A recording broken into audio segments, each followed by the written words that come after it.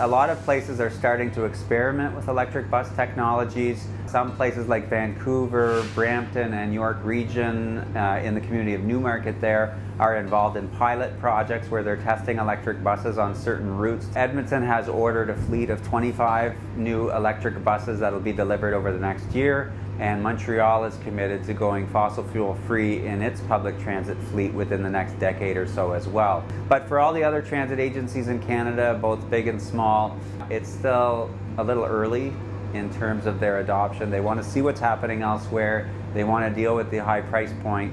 The good news for a lot of places, though, is that it's expected that the cost of electric buses will go down over time in the next few years as they perfect the technology, as the price of the batteries becomes cheaper, and so that might help with the affordability issue as well. What the research in places like Europe has shown is that if you consider the whole life cycle of that bus, which can be 12 to 15 years in length, the cost savings of operating that bus are quite substantial and end up being less over that long run than a diesel bus. But in the meantime, I think there's a lot of pressure on governments to really sort of help kickstart that whole trend by providing that financial assistance.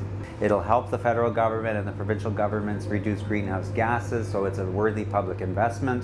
But also it gets over that initial upfront cost hurdle that is slowing things down in terms of the adoption of electric buses.